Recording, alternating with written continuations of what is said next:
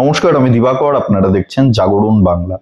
গত দুদিন ধরে আপনারা অনেকেই আমাকে কমেন্ট করেছেন, মেসেজ করেছেন যে 6টা বিধানসভা উপনির্বাচনের ফলাফল নিয়ে আমার কি পর্যবেক্ষণ, কেন এরকম ফল হচ্ছে, এত চুরি দুর্নীতির পরেও কেন মানুষ শাসক দলকেই ভোট দিচ্ছে, তৃণমূলকেই ভোট দিচ্ছে, বারবার তৃণমূল জিতছে, আর বিজেপি বা কেন এত খারাপ ফল করছে, একেবারে গোহারা হেরেছে।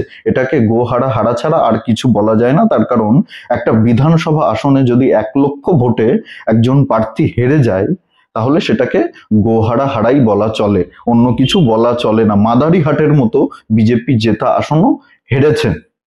এর পেছনে কারণগুলো কি? যে লড়াইটা, যে টক্করটা, শাসক দল জিততেই পারে, উপনির্বাচনে শাসক দল জেতে, এটা খুব স্বাভাবিক, কিন্তু একটা যে লড়াই, একটা যে টক্কর, সেই লড়াইটাও আমরা কোথাও দেখতে পাচ্ছি না। একেবারে বড় ব্যবধানে তৃণমূল কংগ্রেসের প্রার্থীরা জিতেছে, কোথাও 1 লাখ, কোথাও 75,000, এরকম ব্যবধানে বিজেপির প্রার্থীদেরকে হারিয়েছে তৃণমূল কংগ্রেস।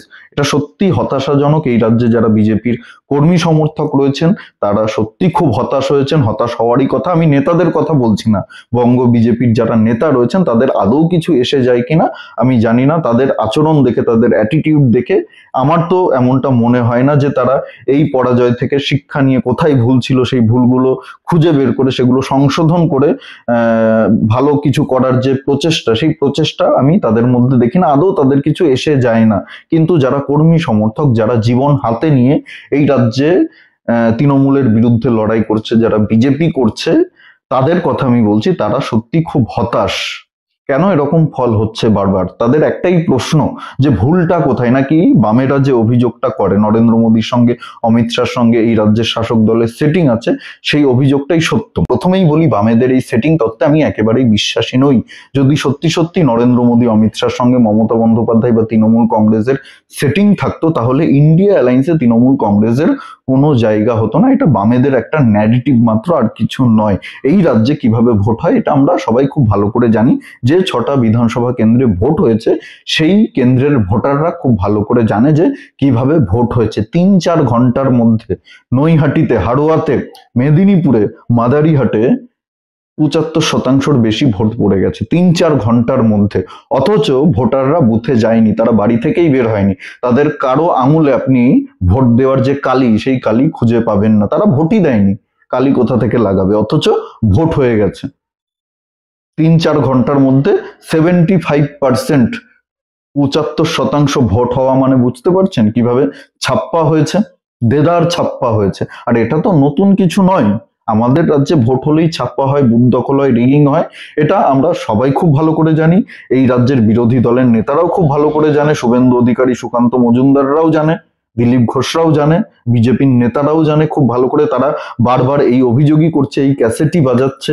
কিন্তু আমরা রোগটা জানার পরেও, সমস্যাটা জানার পরেও এখনো পর্যন্ত সেই রোগ সঠিক ওষুধ দিয়ে সারাতে পারছি না।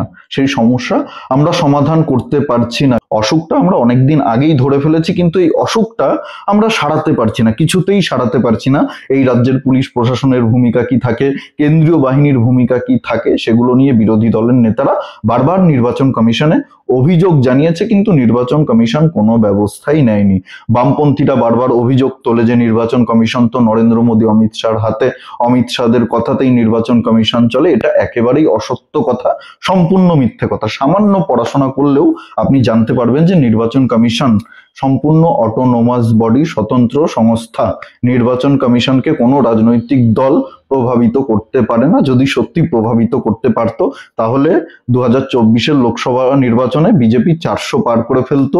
তাহলে ঝাড়খণ্ডেও বিজেপি সরকার গড়ে ফেলতো, জম্মু কাশ্মীরেও বিজেপি সরকার গড়ে ফেলতো, গোটা দেশেই বিজেপি সরকার গড়ে ফেলতো। এইভাবে বিজেপি হারতো না। কেন্দ্রের ইলেকশন কমিশন বা ইলেকশন কমিশন অফ ইন্ডিয়ার কলার ধরে ঝাঁকিয়ে ঘুম থেকে তুলতে হবে।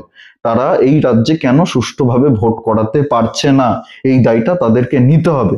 বিজেপি নেতাদের চাপ প্রয়োগ করতে হবে, দরকার হলে ইলেকশন বয়কট করতে হবে।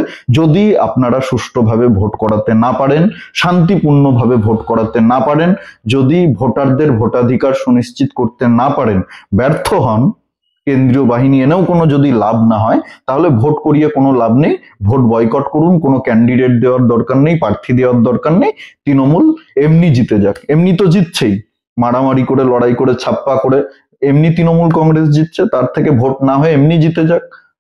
ভোট হলে কিছু মানুষের প্রাণ যাবে, গোলাগুলি হবে, খুন হবে, ভোটারদেরকে মারধর করা হবে।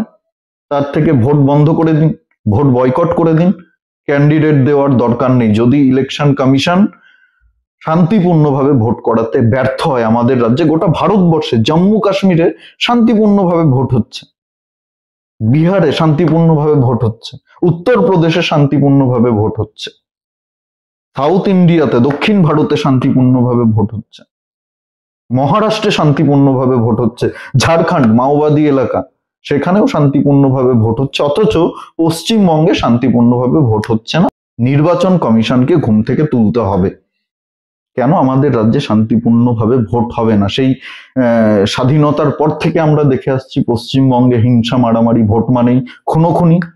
এটা কবে বন্ধ হবে? কবে মানুষ নিজেদের ভোটাধিকার ভালোভাবে প্রয়োগ করতে পারবে? মানুষ কিন্তু তৃণমূল কংগ্রেসকে ভোট দেয়নি, একেবারেই দেয়নি। আপনারা এরকমটা ভাববেন না যে মানুষ 1000 টাকায় বিক্রি হয়েছে, 500 টাকায় বিক্রি হয়েছে, তারা তৃণমূলকে নাচতে নাচতে গিয়ে এত দুর্নীতি চুরির পরেও ভোট দিচ্ছে। একেবারেই তা নয়। তৃণমূল ভোট লুট করে বারবার জিতছে, আর আমাদের রাজ্যে বিজেপির সংগঠনও এর জন্য কিছুটা দায়ী। তৃণমূলকে আটকাতে গেলে, এই বুথ দখল, এই ছাপ্পা ভোট আটকাতে গেলে যে মজবুত সংগঠন দরকার, সেই সংগঠনটা বিজেপির নেই। সংগঠনটা ভেতর থেকে শেষ করে ফেলেছে। এর জন্য শুভেন্দু অধিকারী দায়ী নয়, এর জন্য শুধু সুকান্ত মজুমদার দায়ী নয়, এর জন্য দিলীপ ঘোষরা দায়ী নয়। এই 3 জনকে দিয়ে, 4 জনকে দিয়ে বিজেপি চলে না এই রাজ্যে। এরাই সব সিদ্ধান্ত নেয়, এমনটা একেবারেই ভাববেন না। শুভেন্দু অধিকারী তো কোনো সাংগঠনিক দায়িত্বেই নেই। বিজেপি ওনাকে যেভাবে ব্যবহার করছে, উনি সেভাবেই ব্যবহার হচ্ছেন। ওনাকে যেখানে মিটিং করতে বলা হচ্ছে, মিছিল করতে বলা হচ্ছে, উনি সেখানেই চলে যাচ্ছেন। উনি ওনার কাজটা করছেন, সুকান্ত মজুমদারের কাজ করছেন। কিন্তু যারা সাংগঠনিক দায়িত্বে বসে রয়েছেন, যারা সেক্রেটারি পদে বসে রয়েছেন, যারা জেনারেল সেক্রেটারি পদে বসে রয়েছেন, যারা ভাইস প্রেসিডেন্টের পদে বসে রয়েছেন, যারা সংগঠন দেখছেন, জেলায় জেলায়, মন্ডলে মন্ডলে সংগঠন দেখছেন, তারা কি করছেন? তাদের ভূমিকাটা কোথায়?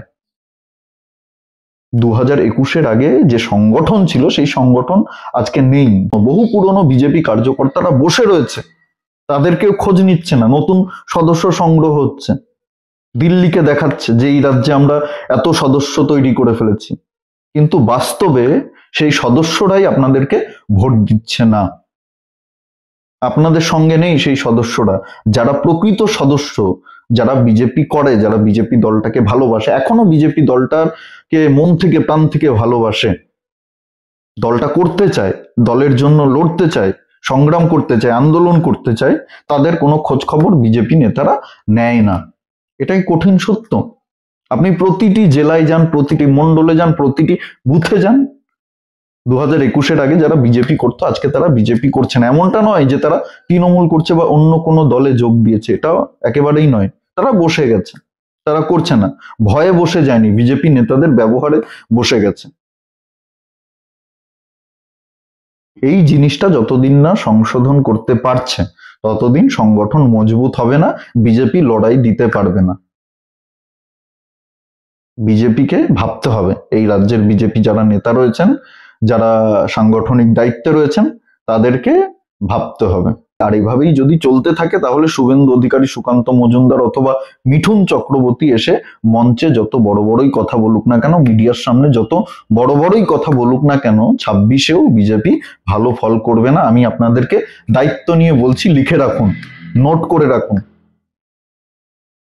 ভিডিওটি ভালো লাগলে প্রচুর পরিমাণে শেয়ার করুন, লাইক করুন, কমেন্ট করে অবশ্যই আপনাদের মূল্যবান মতামত জানাতে ভুলবেন না। আর জাগরণ বাংলা ইউটিউব চ্যানেলে নতুন হলে আমাদের চ্যানেলটি সাবস্ক্রাইব করে পাশে থাকুন, পাশের বেল আইকনটি প্রেস করে দিন। আমাদের প্রতিটি ভিডিওর নোটিফিকেশন আপনার কাছে সবার আগে পৌঁছে যাবে। সবাই খুব ভালো থাকুন, সুস্থ থাকুন, আশেপাশে সবার খেয়াল রাখুন। জয় হিন্দ, বন্দে মাতরম, ভারত মাতা কি জয়।